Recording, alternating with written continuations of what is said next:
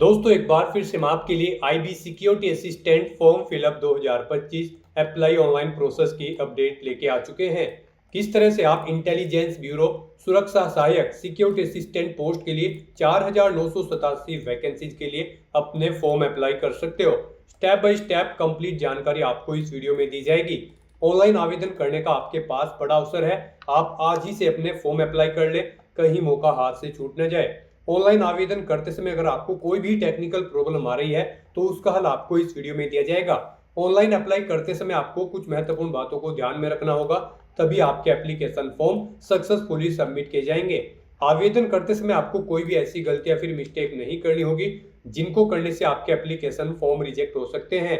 Apply करते समय आप अपनी क्वालिफिकेशन की डिटेल किस प्रकार से फिल करोगे, किस तरह से आप अपने सभी डॉक्यूमेंट्स, फोटोग्राफ, सिग्नेचर और कितने केबी में अपलोड करोगे, फीस पेमेंट करते हुए रजिस्ट्रेशन से लेकर प्रिंट तक अपना फॉर्म आप किस प्रकार से अप्लाई करोगे, पूरी जानकारी के लिए आपको ये वीडियो शुरू से लेके एंड तक बिना स्किप किए हुए देखनी होगी।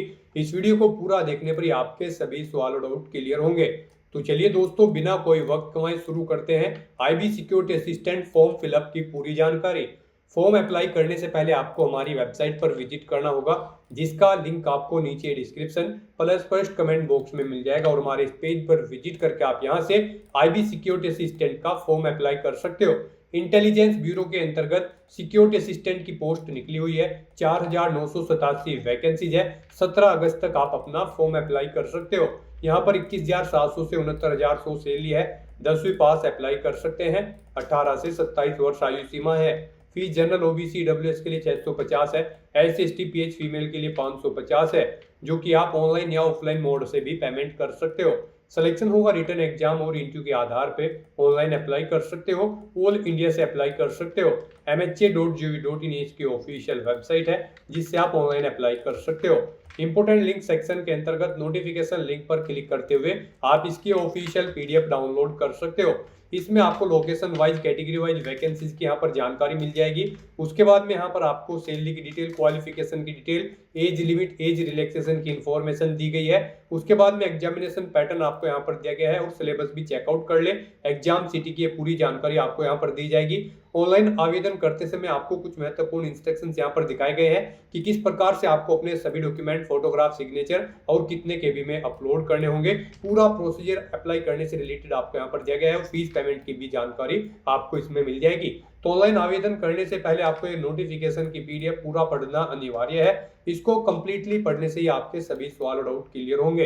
पीडीएफ रीड आउट करने के बाद में आपको अप्लाई ऑनलाइन लिंक पर क्लिक करना होगा, तो आपके सामने ऑनलाइन आवेदन करने का ये ऑफिशियल पोर्टल ओपन हो जाएगा। गाइड यहाँ पर आने के बाद अगर आपने पहले से रजिस्ट्रेशन कर रखा है तो आपको लॉगिन की स्टेप पर क्लिक करना है और अपनी लॉगिन की इंफॉर्मेशन प्रोवाइड कराते हुए आपको अपना फॉर्म अप्लाई कर लेना है। यहाँ पर आपको अपनी यूजर आईडी एंटर करनी है, अपना पासवर्ड आपको एंटर करना है, ये कैप्चा कोड यहाँ पर एंटर करना है और लॉगिन की स्टेप पर क्लिक करते हुए आपको अपने डैशबोर्ड में लॉगिन करके अपना फॉर्म अप्लाई कर लेना है। और यहाँ पर अगर आप इस भर्ती के लिए फर्स्ट टाइम अप्लाई करने जा रहे हो तो सबसे पहले यहाँ पर आपको अपना रजिस्ट्रेशन करना होगा। उसके लिए आपको रजिस्टर की टैब दी गई है, आप इस पर क्लिक करें, आपके सामने रजिस्ट्रेशन का फॉर्म ओपन हो जाएगा। यहाँ पर आने के बाद आपको अपनी बेसिक डिटेल्स प्रोवाइड कराते हुए अपना फॉर्म अप्लाई करना है। उसके लिए यहाँ पर आप सबसे पहले अपना नाम एंटर करें, कंप्लीट नेम यहाँ पर आपको अपना एंटर करना है 10वीं की मार्कशीट के अकॉर्डिंग। उसके बाद गाइड यहाँ पर आपको अपना मोबाइल नंबर एंटर करना है, उसे एक बार फिर से एंटर करके कंफर्म कर लेना है। कोई अल्टरनेट मोबाइल नंबर है तो वो यहाँ पर आप एंटर कर दें, नहीं है तो इस कॉलम को खाली छोड़ दें। अपना ईमेल एड्रेस यहाँ पर आप एंटर करें, एक बार फिर से एंटर करके उसे कंफर्म कर ले। फिर यहाँ पर आपको अपना स्टेट सेलेक्ट करना है, जिस स्टेट से आप बिलोंग करते हैं। फिर यहाँ पर आपको अपना सब्सिडायरी इंटेलिजेंस ब्यूरो की सिलेक्ट करनी है।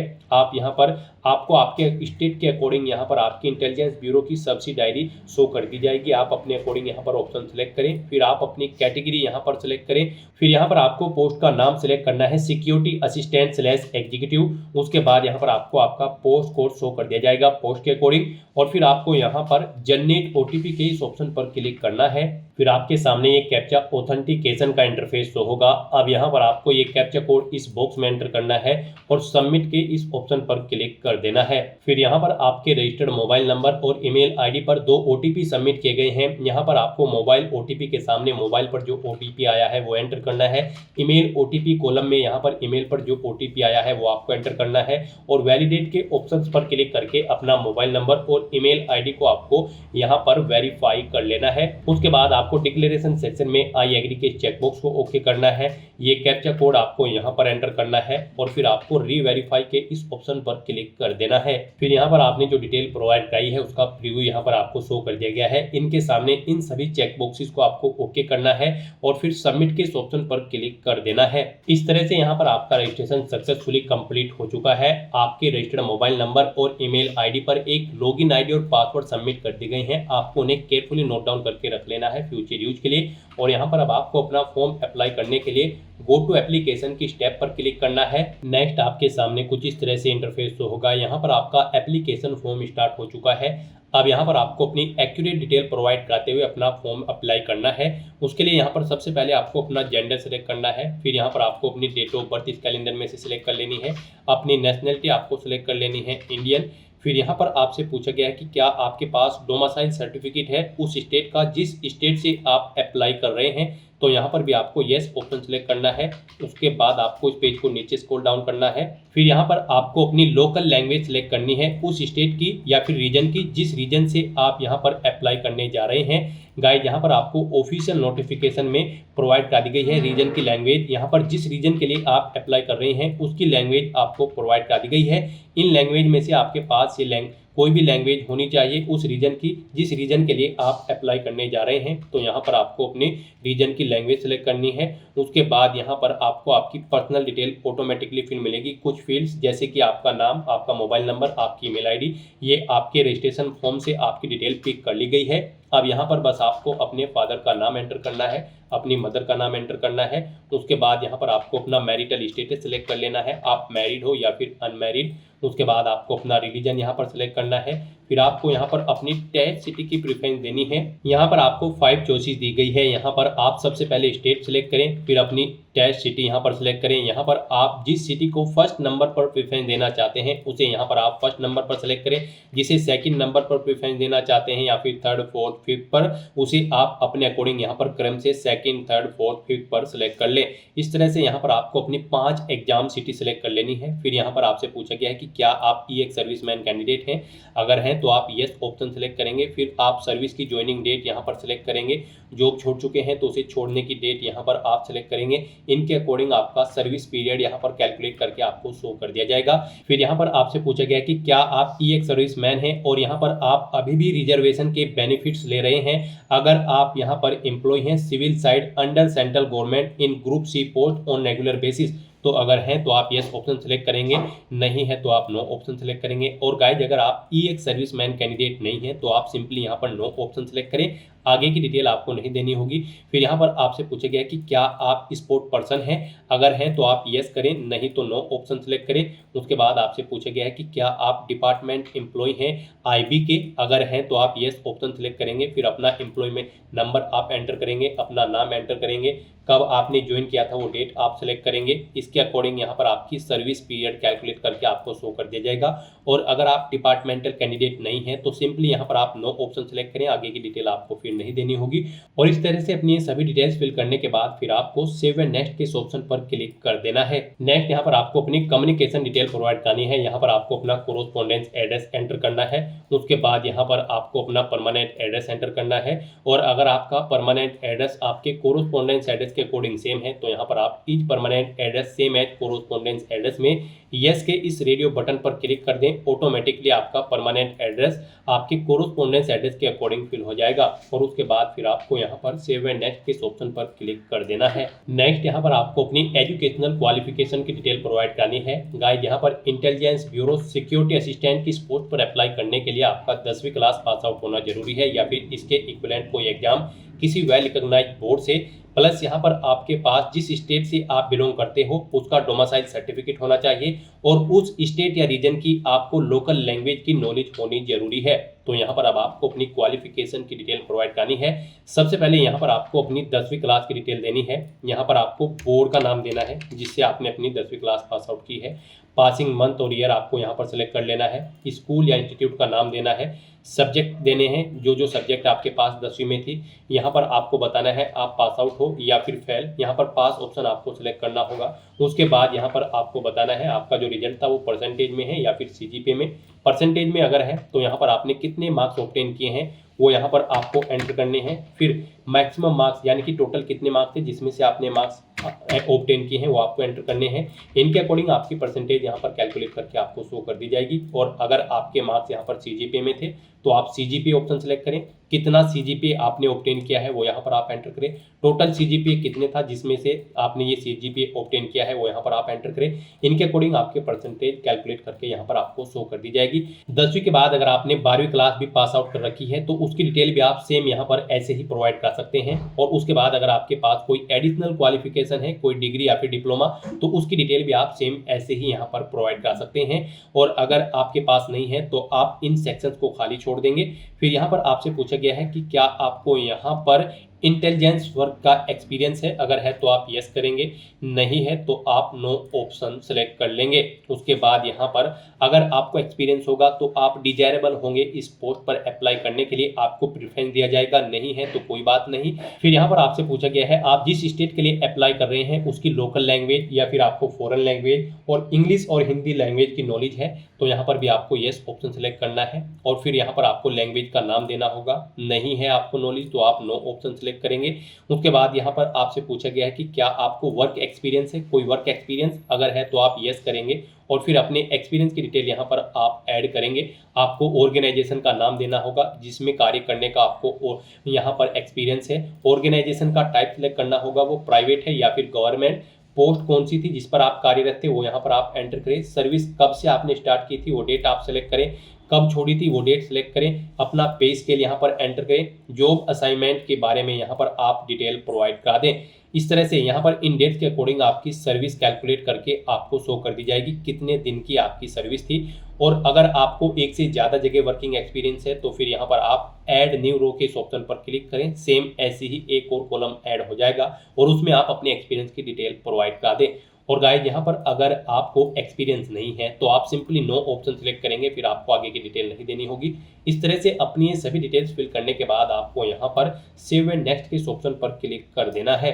नेक्स्ट यहाँ पर आपको अपना फोटो, सिग्नेचर और डोमिसाइल सर्टिफिकेट अपलोड करना है। उनके लिए गाइड यहाँ पर आपको क्लिक हियर टू अपलोड के ऑप्शन पर क्लिक करना है। जैसे ही आप इस ऑप्शन पर क्लिक करेंगे आपके सामने कुछ इस तरह से पॉपअप शो होगा। यहाँ पर आपको जो भी डॉक्यूमेंट आप अपलोड करोगे उसके लिए गाइडलाइन दी गई है। जैसे कि यहाँ पर आपका फोटो 100 KB से 200 KB के बीच में होना चाहिए, जेपीजी या फिर जेपीईजी फॉर्मेट में होना चाहिए, 200 DPI उसकी होनी चाहिए, डायमेंशन उसकी 3.5 सेंटीमीटर इंटू 4.5 सेंटीमीटर होनी चाहिए। तो यहाँ पर आपको अपना फोटो अपलोड करने के लिए draw files here / browse to upload के इस ऑप्शन पर क्लिक करना है। फाइल को सेलेक्ट कर लेना है और अपना फोटो यहाँ पर आपको अपलोड कर देना है। उसके बाद यहाँ पर आपको अपने सिग्नेचर अपलोड करने हैं। उसके लिए भी आपको क्लिक हियर टू अपलोड के ऑप्शन पर क्लिक करना है। यहाँ पर आपको गाइडलाइन दी गई है सिग्नेचर आपके 80 KB से 150 KB के बीच में होने चाहिए, जेपीईजी या फिर जेपीजी फॉर्मेट में होने चाहिए। आपको यहाँ पर भी draw files here / browse to upload के ऑप्शन पर क्लिक करना है। फाइल को सिलेक्ट कर लेना है और अपना सिग्नेचर यहाँ पर आपको अपलोड कर देना है। उसके बाद यहाँ पर आपको अपना डोमिसाइल सर्टिफिकेट अपलोड करना है। उसके लिए भी आप क्लिक हियर टू अपलोड के ऑप्शन पर क्लिक करें। यहाँ पर आपका जो डोमिसाइल सर्टिफिकेट होगा वो 100 KB से 1 MB के बीच में होना चाहिए। जेपीईजी, जेपीजी या फिर पीडीएफ फॉर्मेट में आपका ये सर्टिफिकेट होना चाहिए। तो यहाँ पर भी आपको draw files here / browse to upload के ऑप्शन पर क्लिक करना है। फाइल को सिलेक्ट कर लेना है और अपना ये सर्टिफिकेट आपको यहाँ पर अपलोड कर देना है। उसके बाद आपको अपने सर्टिफिकेट यहाँ पर व्यू के लिंक पर क्लिक करके व्यू कर लेने हैं। यहाँ पर आपके इन डॉक्यूमेंट्स का साइज अगर कम या ज़्यादा है तो आप गूगल पर जाएं, वहाँ पर इमेज रिसाइजर टाइप करें। मल्टीपल वेबसाइट्स ओपन होंगी, उनमें से आप कोई भी वेबसाइट ओपन करें और जिस डॉक्यूमेंट डॉक्यूमेंट का साइज यहाँ पर आप चेंज आउट करना चाहते हैं दी गई गाइडलाइन के अकॉर्डिंग, उसे वहाँ पर आप अपलोड करें और अपने अकॉर्डिंग उसका साइज सेट करके उसे डाउनलोड करके फिर यहाँ पर आप अपलोड कर दें। ये कोई रॉकेट साइंस नहीं है, आप सिंपली कोई भी ऑनलाइन वेबसाइट ओपन करके दी गई गाइडलाइंस के अकॉर्डिंग उनका साइज सेट करके अपने डॉक्यूमेंट का उन्हें यहाँ पर आप अपलोड कर सकते हैं। उसके बाद आपको इस पेज को नीचे स्क्रॉल डाउन करना है। फिर यहाँ पर आपको आपकी कैटेगरी के अकॉर्डिंग एप्लीकेशन फीस का अमाउंट शो कर दिया जाएगा। गाइस हम यहाँ पर आपको बता दें, अगर आप जनरल ओबीसी ईडब्ल्यूएस कैंडिडेट हैं तो यहाँ पर आपको 650 रुपये फीस के रूप में जमा कराने हैं, और अगर आप एससी एसटी पीएच या फिर फीमेल कैंडिडेट हैं तो आपको 550 रुपये फीस के रूप में यहाँ पर जमा कराने होंगे, जो कि आप ऑनलाइन मोड से जमा करा सकते हो। तो यहाँ पर आपको आपकी कैटेगरी के अकॉर्डिंग एप्लीकेशन फीस का अमाउंट शो कर दिया गया है। यहाँ पर अब आपको चूज योर पेमेंट मोड में ऑनलाइन ऑप्शन सेलेक्ट करना है, डिक्लेरेशन सेक्शन में आना है, इन सभी चेक बॉक्सेस को आपको ओके करना है, और फिर गाइस यहाँ पर आपको ये कैप्चा कोड इस बॉक्स में एंटर करना है, और फिर आपको यहाँ पर प्रीव्यू के ऑप्शन पर क्लिक करके अपने एप्लीकेशन फॉर्म का प्रीव्यू चेकआउट कर लेना है। कहीं पर कोई मिस्टेक है तो आप बैक बटन पर क्लिक करके एडिट कर सकते हो, और फिर यहाँ पर अगर सभी चीजें ओके हैं तो आपको सबमिट के ऑप्शन पर क्लिक कर देना है। नेक्स्ट आपको फीस पेमेंट के इंटरफेस पर डायरेक्ट कर दिया जाएगा। यहाँ पर आप net banking, debit card, credit card या फिर यूपीआई के माध्यम से अपना फीस पेमेंट कर सकते हो। यहाँ पर यूपीआई आपके लिए सबसे बेस्ट ऑप्शन रहेगा और इजी ऑप्शन रहेगा, तो आप यूपीआई के इस ऑप्शन पर क्लिक करें। उसके बाद आपके सामने कुछ इस तरह से इंटरफेस शो होगा। गाइस यहाँ पर आप अपनी यूपीआई आईडी का यूज करते हुए अपना फीस पेमेंट कर सकते हैं या फिर क्यूआर कोड के थ्रू अपना फीस पेमेंट कर सकते हैं। यूपीआई आईडी के थ्रू अगर आप फीस पेमेंट करना चाहते हैं तो यहाँ पर आप VPA/UPI आईडी के ऑप्शन पर क्लिक करें। यहाँ पर आप अपनी यूपीआई आईडी एंटर करें, नरेशन यानी कि फीस का अमाउंट यहाँ पर आप एंटर करें, और फिर कंफर्म के ऑप्शन पर क्लिक करते हुए आप अपना फीस पेमेंट कर दें। और गाइस यहाँ पर अगर आप क्यूआर कोड के थ्रू अपना फीस पेमेंट करना चाहते हैं तो आप क्यूआर कोड के इस ऑप्शन पर क्लिक करें, फिर आपके सामने ये क्यूआर कोड शो हो जाएगा। इसे आप अपने यूपीआई से स्कैन करें और अपना फीस पेमेंट कर दें। सक्सेसफुली फीस पेमेंट करने के बाद यहाँ पर आपका एप्लीकेशन फॉर्म सबमिट हो जाएगा। उसके बाद आपको अपने एप्लीकेशन फॉर्म का एक हार्ड कॉपी प्रिंट आउट ले लेना है फ्यूचर यूज के लिए, फ्यूचर रेफरेंस के लिए, और फिर आप अपने डैशबोर्ड में जाकर चेकआउट कर सकते हो कि आपका एप्लीकेशन फॉर्म सक्सेसफुली सबमिट हो चुका है या फिर नहीं। आपको आपके डैशबोर्ड में आपके एप्लीकेशन फॉर्म का स्टेटस शो कर दिया जाएगा। तो दोस्तों ऐसे आप इंटेलिजेंस ब्यूरो सिक्योरिटी असिस्टेंट के 4987 पोस्ट के लिए अपने फॉर्म अप्लाई कर सकते हो बिना कोई मिस्टेक किए हुए, स्टेप बाय स्टेप। आज की इस वीडियो में बस इतना ही। आई होप ये वीडियो आपको पसंद आई होगी। अगर पसंद आई हो तो इसे लाइक और शेयर करें, चैनल पर नए हो तो इसे सब्सक्राइब कर लें। Thanks for watching.